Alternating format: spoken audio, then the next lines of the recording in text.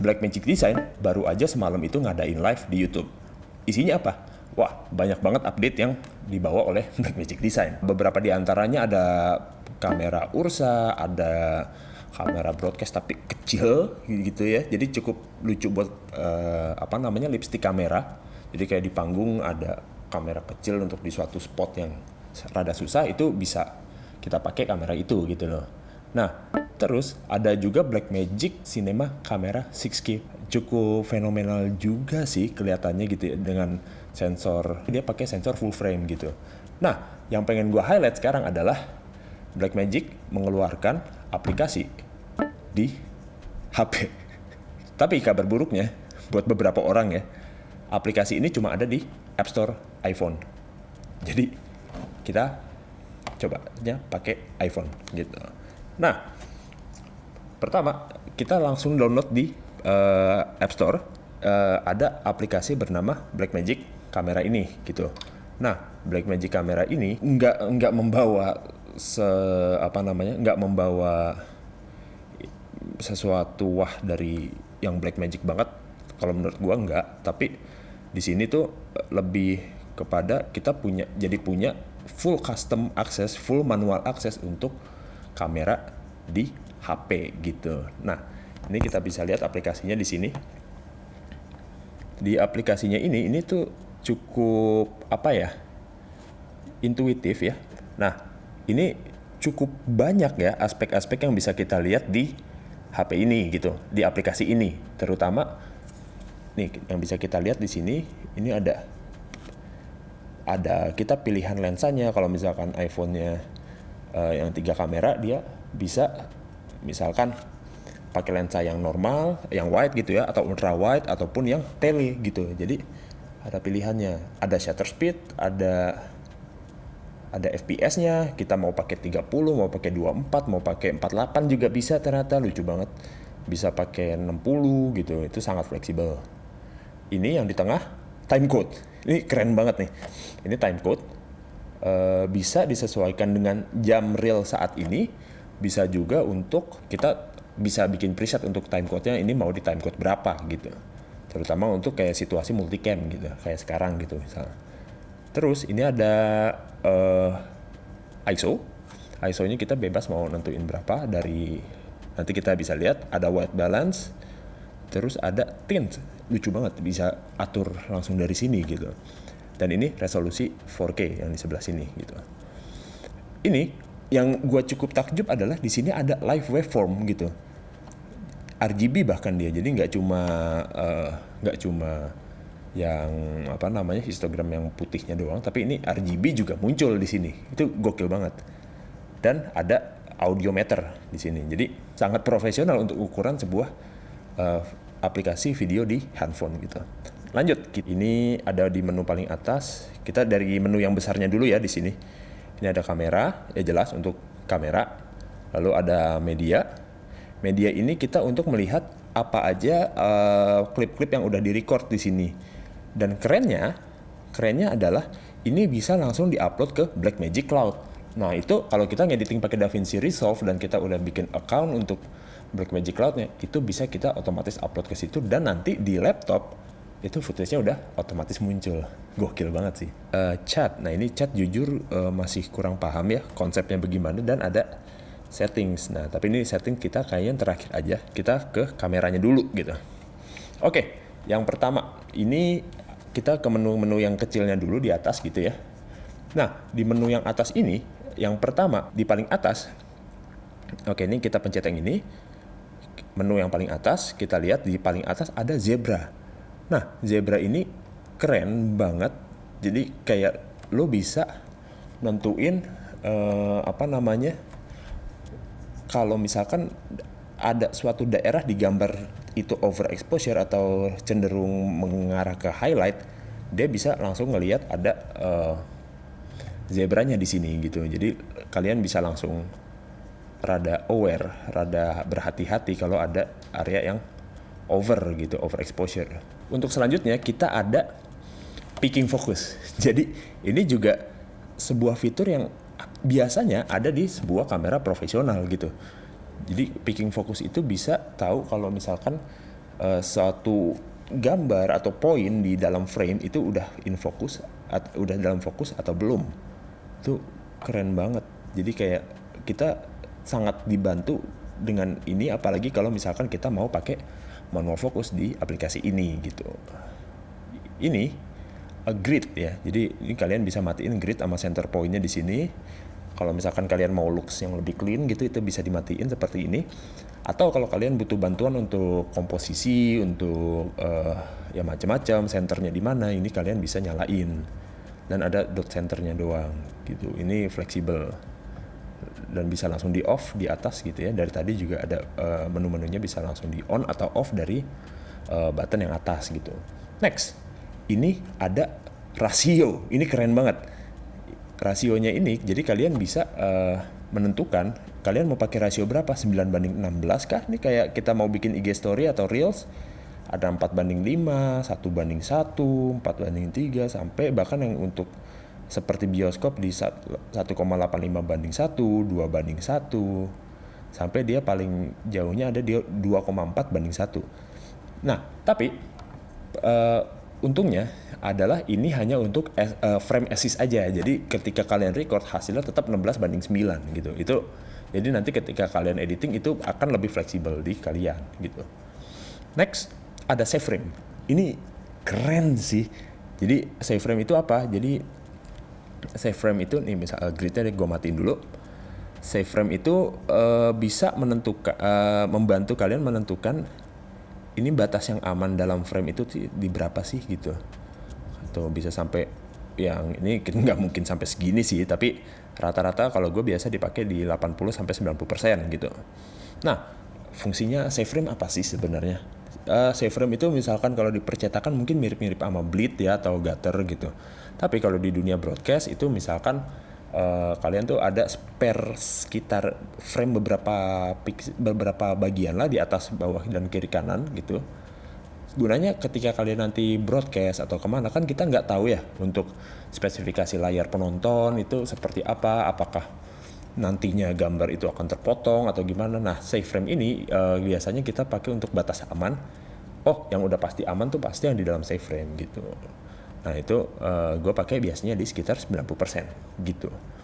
Oke, nextnya ini ada false color. Jadi jujur gue rada kurang tahu false color apa, tapi kalian bisa lihat di sini warnanya jadi gonjreng. Tapi nanti gue munculin definisinya di sini ya, gitu. So, false color. Oke. Nah, next ada input LUT. Gila, ini udah kayak kamera sinema ya. Mungkin ini salah satu aplikasi video yang di HP yang paling advance yang pernah gue lihat. Oh ya, dan ini gratis, bisa di-download langsung di App Store. Tapi gue nggak tahu ini dia butuh minimal di iPhone berapa gitu. Tapi karena gue di 12 Pro bisa, pasti di 13 Pro dan 14 Pro atau 15 Pro yang baru keluar itu pasti bisa gitu. Tapi ada beberapa laporan orang-orang yang udah update ke iOS 17 itu nggak bisa. Ya, gue kurang paham sih. Mungkin memang belum semua kebagian, dan ada beberapa region yang memang nggak bisa dapat ini, belum bisa dapat aplikasi Blackmagic ini gitu. Next, kita punya fokus. Kita bisa atur fokusnya supaya manual seperti ini. Ini misalkan nih, tuh bisa manual sampai ngeblur, bisa bikin ala-ala sinematik gitu. Atau ya kita bikin auto aja kalau misalkan kita nggak mau repot gitu. Exposure compensation. Jadi dari hasil reading sensor di aplikasi ini itu dia bisa mengcompensate +3 dan sampai -3 gitu tuh, kayak begini, gelap banget ya. Kita di-nolin lagi dan bisa auto, cuma gue kayaknya nggak pakai auto untuk ini. Nah, ini ada stabilizer bawaan aplikasi ini. Oke, cukup gokil. Ini ada standar, ada cinematic, dan ada ekstrim gitu. Jadi ekstrim mungkin kalau kita lagi ada scene kejar-kejaran atau lari atau naik sepeda, mungkin mirip-mirip pengen mengikuti action cam gitu ya kayaknya.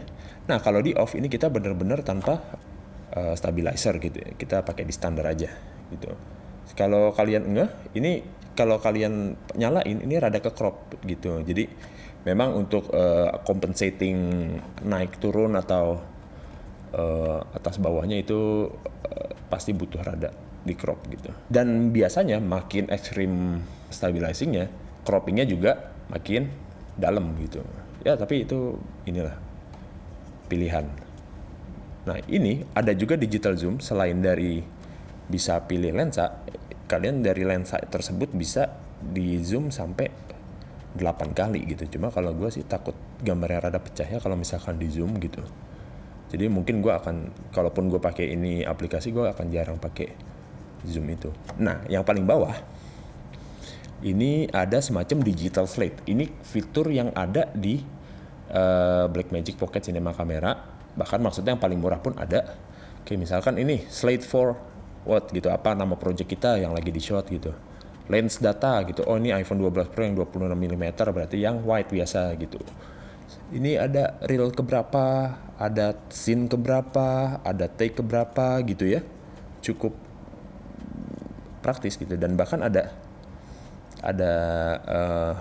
take-nya gitu, ada good take, last clip gitu. Jadi supaya misalkan kita nge-shot banyak scene atau nge-shot banyak take gitu ya, itu udah yakin nih directornya, oh ini yang paling bagus yang terakhir, kita nyalain ini, baru kita bisa move on ke scene berikutnya gitu, atau misalkan reel berikutnya.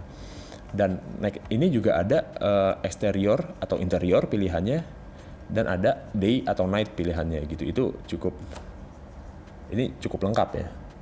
Nah, untuk nextnya ada production name, ada kamera siapa atau kamera apa isinya bisa, terus kayak directornya siapa dan kamera operatornya siapa gitu. Itu cukup lengkap, atau bahkan lengkap banget ya kalau buat untuk sebuah aplikasi HP yang gratis gitu ya.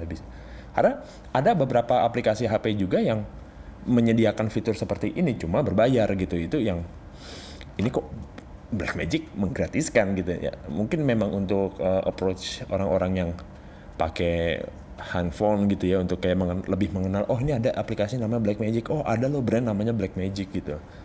Walaupun memang jujur secara icon ini kurang mewakilkan brand dari Blackmagic kalau menurut gua gitu. Oke, kita lihat tadi lensanya, kita bisa pilih yang ultra wide, itu lebar banget. Ya. Nah, terus kalau si 26 mm yang wide begini gitu. Ada yang tele 52 mm begitu, lebih dalam, cakep banget. Ada juga yang front, jadi bisa selfie. Nah, kameramen kita. Nah, oke, kita pakai yang 26 mm aja, yang wide, yang standar gitu. Yang biasanya sensornya juga paling bagus gitu. Terus FPS tadi yang gue bilang, ini bisa 30, bisa 25, bisa. Oh, tapi ini terbatas. Sekarang sampai 30 doang. Tadi pagi perasaan bisa sampai 48, bisa sampai 60. Atau mungkin gue ada melewatkan sesuatu. Ya, oke. Next time aja. ISO bisa auto, bisa manual, white balance, kita bisa Kelvinnya, kita atur, tintnya juga bisa kita atur. Gitu. Kita bisa autoin juga. Resolusi 4K. Ini backnya gimana? Nah, 4K-nya kita bisa kita atur mau resolusi berapa.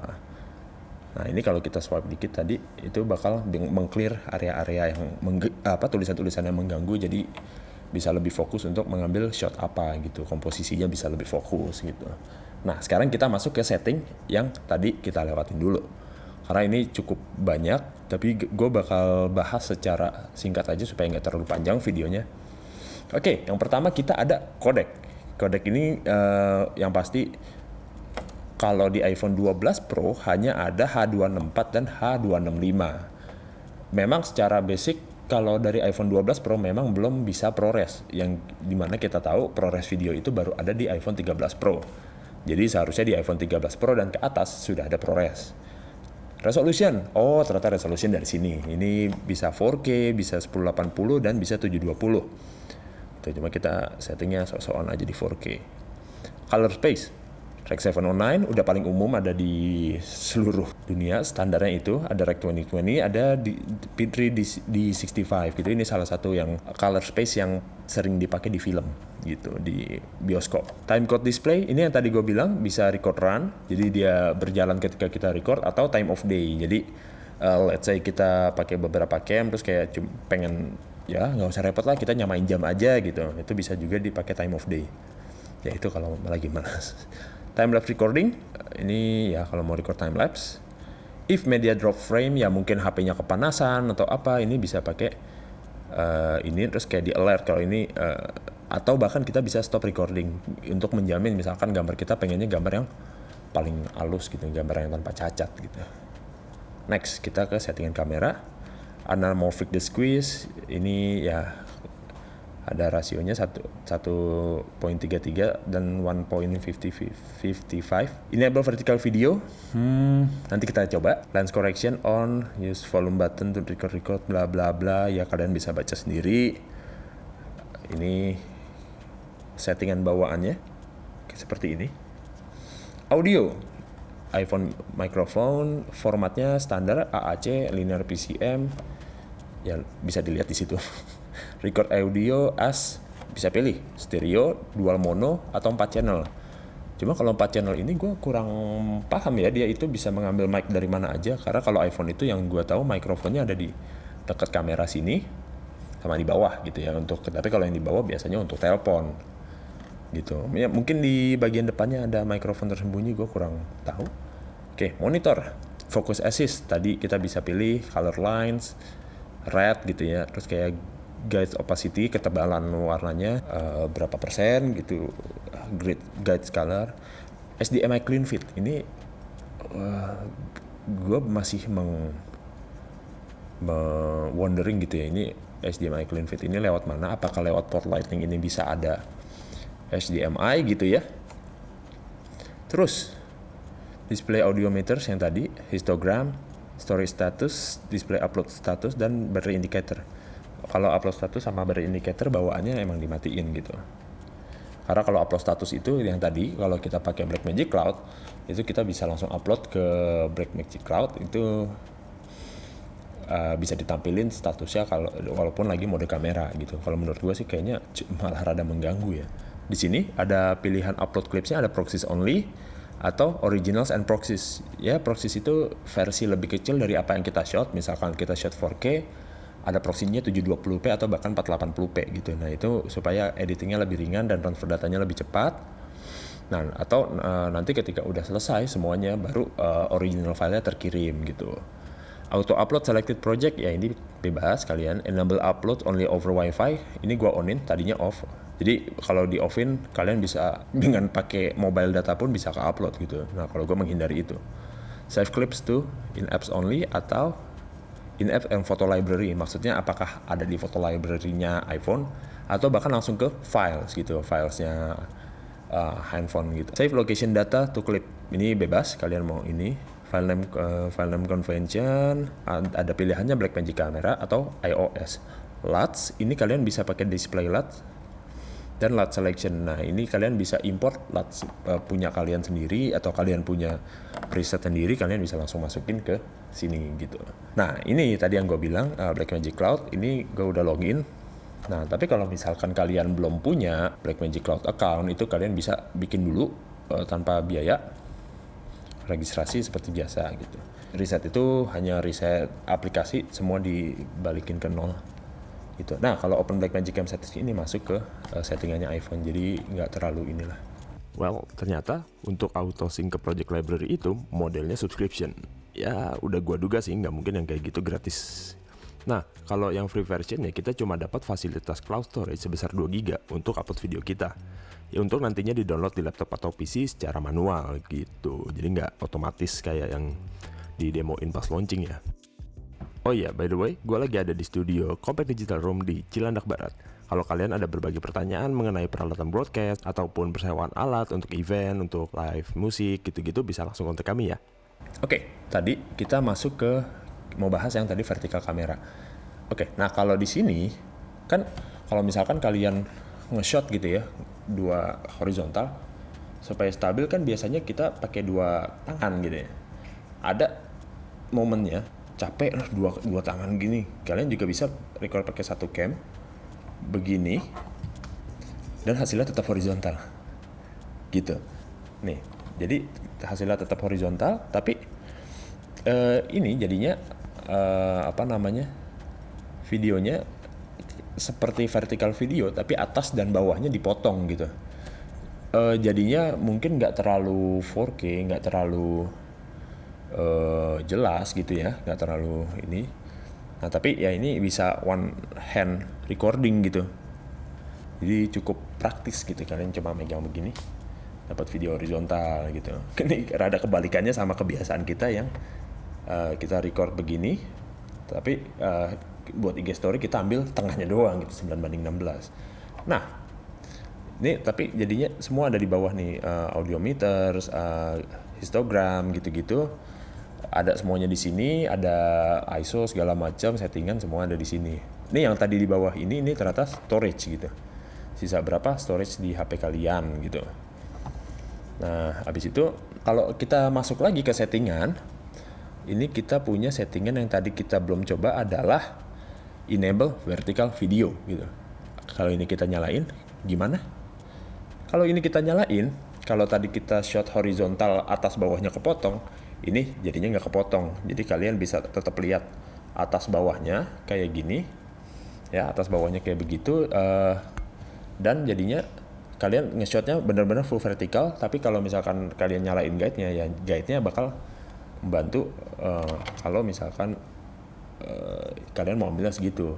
Nah, terus misalkan guide-nya kita setting supaya 9:16,